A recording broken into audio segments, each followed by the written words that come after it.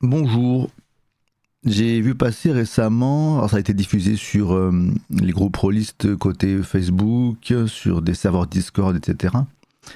Un formulaire sur la charge mentale pour les MJ en JDR. Et je voulais juste rebondir un peu là-dessus, pas tellement sur le. Je vais évoquer le formulaire en lui-même rapidement, mais je vais surtout parler de certaines réactions que j'ai vues à ce sujet et rapidement donner deux, trois ressentis personnels sur ces derniers. Alors le formulaire en lui-même, bon voilà, je vais rapidement dire déjà que je l'ai rempli. Ça peut être intéressant de le mentionner pour me positionner par rapport à ça. Donc si ça a été diffusé par Rollist TV et c'est dans leur équipe, c'est Marion qui l'a fait, si j'ai bien compris. Et donc sur le formulaire en lui-même, bon moi j'ai rien de spécial à en dire, je trouve que c'est intéressant comme sujet à aborder et que le formulaire, ma foi, peut-être qu'il est perfectible et justement je vais parler de certaines réactions que j'ai vues. J'ai vu pas mal de réactions qui disaient que le formulaire était... c'est pas des réactions majoritaires, hein, mais j'ai vu des gens dire que le formulaire était pas pertinent parce qu'il manquait ceci ou cela. Et d'autres remarques disant, de toute façon, ça sert à rien le formulaire qui soit bon ou pas, on peut pas le diffuser à tous les rôlistes, il y aura toujours un biais d'échantillonnage. Alors, concernant la qualité du formulaire, comme je disais, moi j'ai pas de critique particulière à formuler, sans doute qu'il est pas parfait, c'est vrai, mais sur ce point-là, aussi bien que sur son degré de diffusion, je pense qu'on n'est pas. Peut-être que ça sera. Peut-être que je me trompe, mais j'ai pas l'impression qu'on soit dans un travail universitaire qui cherche absolument à obtenir quelque chose d'étudiable de façon académique. Pour ce que j'ai compris, c'est une façon de récolter un ressenti auprès d'un maximum de MJ afin d'en discuter collectivement et puis de faire quelques émissions. Enfin, j'imagine qu'il y aura plusieurs émissions, ou au moins une sur Rollist TV à ce sujet. Et si c'est bien ça l'objectif, ma foi, les moyens mis en œuvre me semblent complètement suffisants et pertinents. Le formulaire, c'est vrai que je sais même plus, j'ai pas pris de note à ce moment-là, mais quand je l'ai rempli, une fois ou deux, je me suis dit mince, c'est difficile de répondre à telle ou telle question. J'aurais dû le noter d'ailleurs, mais bon, tant pis, c'est pas grave. Mais j'ai quand même eu la sensation, globalement, en le terminant, d'avoir pu donner mon ressenti sur le sujet étudié. Quant au fait qu'on puisse pas sonder vraiment la population rôliste dans son ensemble de manière neutre et exhaustive, oui, évidemment, ça coûterait beaucoup d'argent de faire mieux. Ou alors, bon, ce qui est proposé parfois, c'est d'étudier des sous-échantillons plus faciles à maîtriser. Enfin, c'est vraiment pas, de ce que j'en ai compris, c'est vraiment pas l'enjeu ici, quoi. Je pense que c'est juste une manière au moins d'y travailler, d'y réfléchir un peu collectivement. Et quand j'avais vu, je sais plus, ça devait être sur la chaîne, sur le Facebook de Rollist TV qu'il était mentionné, qu'il y avait eu à un moment donné assez rapidement plus de 1000 réponses. Alors je sais pas combien il y en aura au final, on verra, mais il y avait d'ailleurs assez rapidement un nuage de mots qui avait été proposé pour montrer les différents jeux, parce que parmi les réponses, il y a en gros sur quel jeu vous menez. Alors ça, j'espère qu'on aura rapidement une analyse là-dessus, parce que c'est un sujet assez intéressant, mine de rien, même si encore une fois l'échantillon est imparfait. Mais quels sont les jeux les plus populaires? On retrouvait des gros classiques, évidemment Donjons et Dragons, Warhammer et tout. Mais sauf que chaque nom de jeu apparaissait, enfin pas chaque, mais certains noms de jeu apparaissaient plusieurs fois, en gros et en plus petit. Alors je pourrais comprendre que ça apparaisse plusieurs fois si on l'écrit pas pareil, si on écrit Warhammer en oubliant une lettre, ça va faire deux mots dans le nuage de mots, ok. Mais là je voyais deux fois le même nom écrit de la même façon, mais voilà, à deux endroits, à deux tailles différentes. Est-ce qu'on prend en compte la plus grosse ou est-ce qu'on doit essayer de faire la somme des deux? Bon. Bon, c'est sur ce point-là, moi, la limite que j'aurais cette petite demande à formuler, mais on aura, j'imagine, l'occasion de reparler avec eux assez vite. Là, je suis sur la page Wikipédia de la charge mentale, alias la charge cognitive, mais qui ne correspond pas vraiment à ce qu'on évoque en ce moment. Et c'est justement pour montrer aussi qu'il y a des histoires de définition qui peuvent être assez importantes et qu'on va juste mettre de côté assez vite. Parce que la charge cognitive, c'est quelque chose qui est étudié depuis des décennies, hein, notamment, il y a aussi une deuxième page ici, charge mentale au travail. Il est évident que de nombreuses recherches ont été faites pour savoir comment optimiser au maximum. Enfin, je dis pas que c'est le but des chercheurs directement, mais en gros, voilà, limiter les risques, etc. Améliorer le fonctionnement du système productiviste. Il y a eu des réflexions là-dessus, y compris sur le burn-out et tout.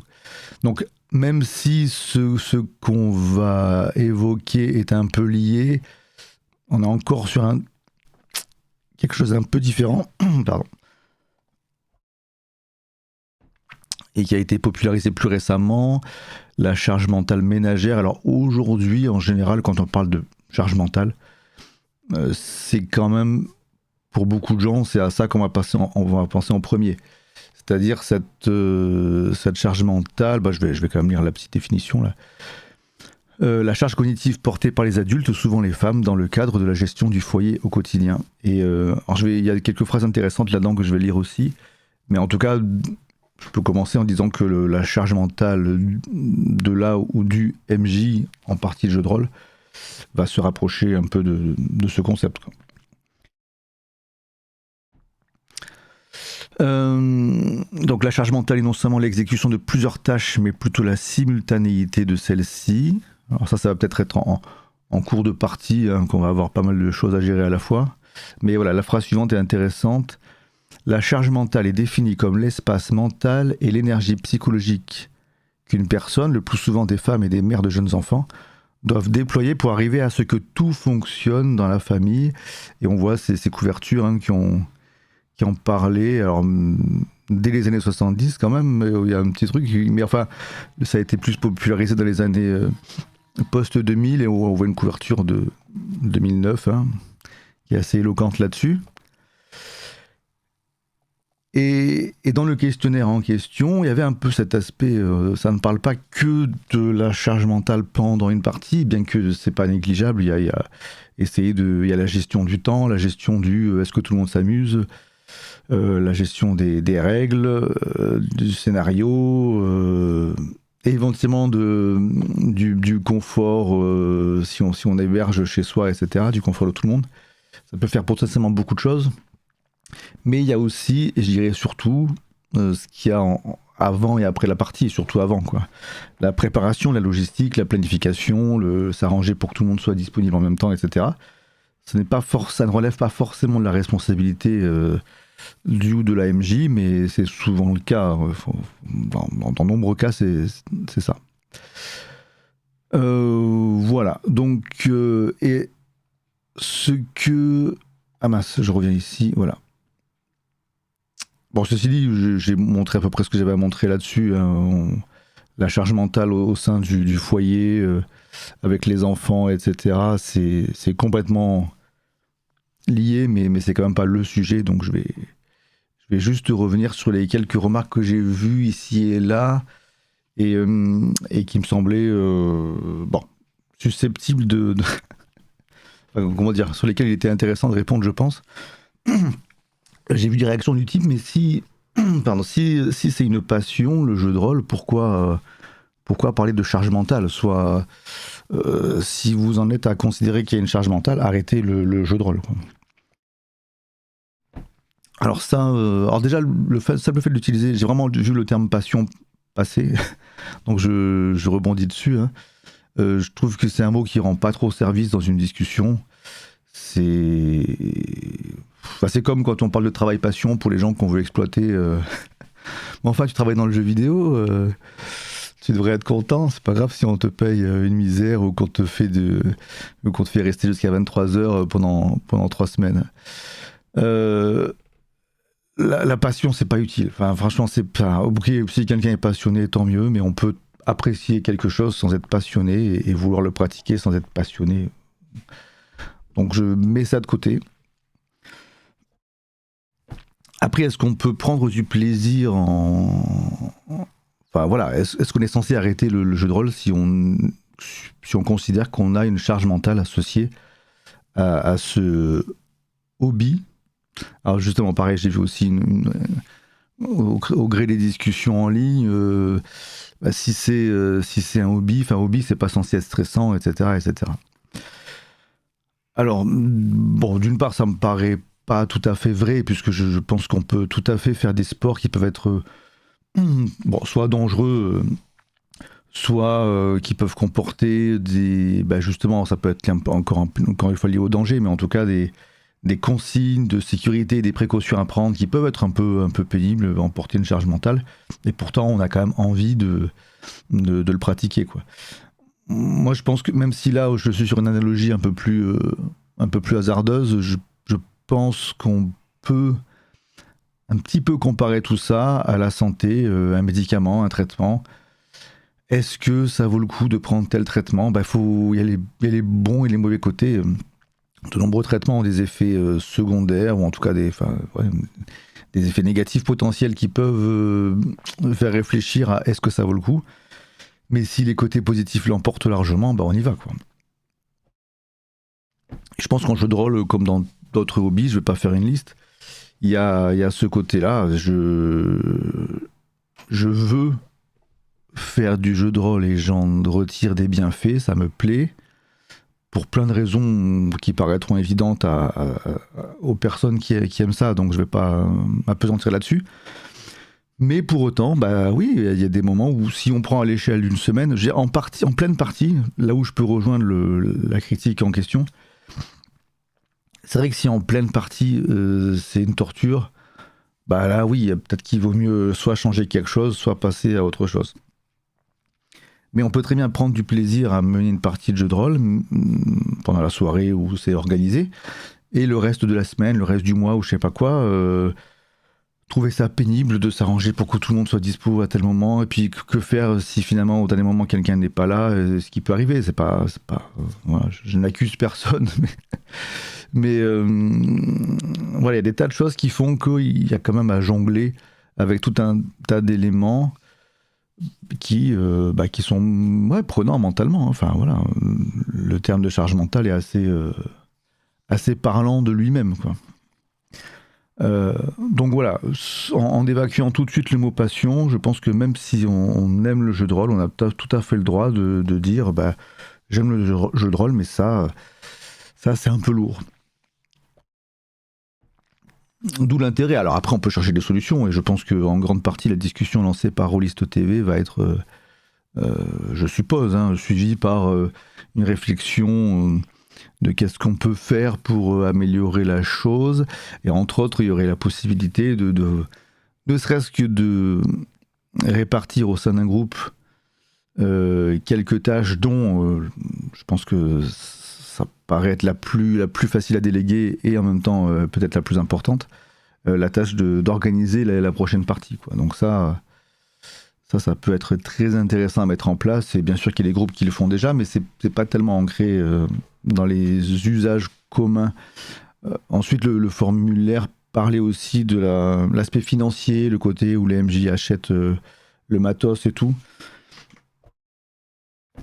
Là-dessus, je vais pas trop en parler. Moi, c'est pas un point qui me dérange trop, puisque de toute façon, je considère que on peut faire du jeu de rôle sans trop dépenser, parce qu'en général, je joue sur des scénars que j'écris moi-même et tout, donc bon. Enfin, voilà, j'ai dit que j'en parlais pas, j'en parle pas. Quoi qu'il en soit, je vais bientôt arriver à la conclusion, mais c'est un ressenti qui est forcément personnel, et le but de ce formulaire, c'est justement de relever plein de ressentis personnels afin d'en tirer un bilan collectif. Donc je pense pas que ce soit très utile de venir dire aux gens qu'ils ont tort quand ils ressentent une charge mentale. Ça sert juste à rien, si ce n'est à montrer qu'on a du mal un peu à se mettre à la place des autres.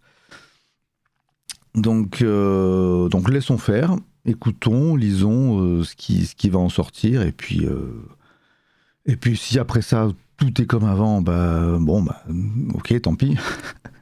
Mais si on arrive un peu à faire réfléchir et à avancer là-dessus, c'est cool. Et puis ça peut peut-être même aider des MJ à se rendre compte qu'il y a cette charge mentale. On peut être tout à fait la tête dans le guidon et ne pas se rendre compte que bah, finalement ce petit malaise qu'on a parfois, c'est lié à cette micro-responsabilité qui en fait c'est peut-être 20% du travail à fournir pour que la table fonctionne, mais c'est 80% du stress que ça engendre pour nous.